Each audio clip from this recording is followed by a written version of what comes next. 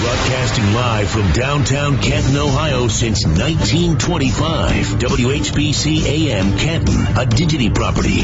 On the phone line this morning, we have Dr. Gerald Edelman, and he is the author of Sugar Rehab, which details the nation's addiction to hidden sugar. Big problem, and we know it's an even bigger problem during Christmas meal time. Good morning, Dr. Edelman.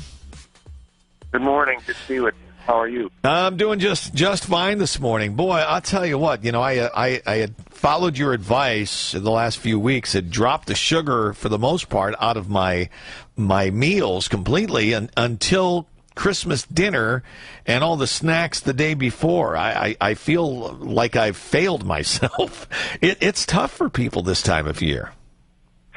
Yeah, and what I realized was just if you're really aware of how the sugar is overpowering us and causing disease most of the year, I think that's a winning situation. I don't think people are going to be able to or should necessarily have to do without sugar all the time.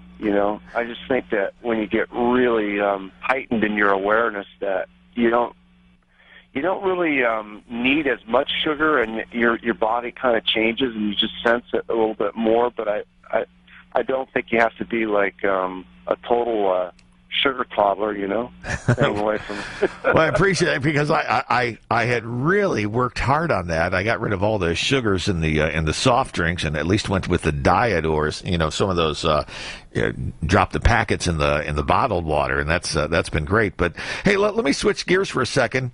There's a new study out that sugar may actually be worse for blood pressure than salt, because salt's been the bad guy for the last few years, has it not?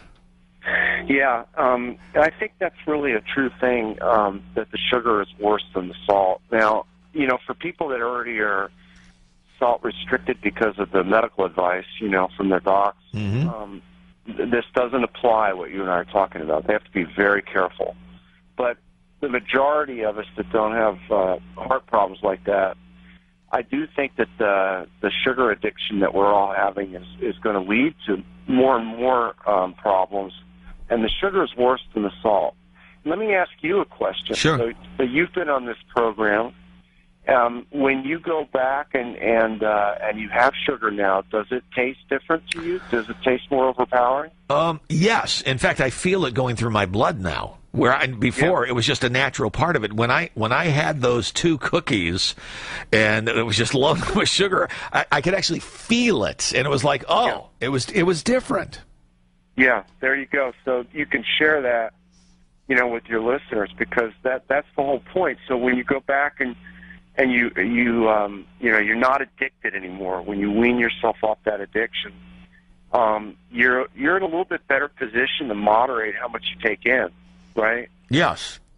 Yeah. Well, now I am, because I don't buy those same things that I was buying, and because it was just a natural.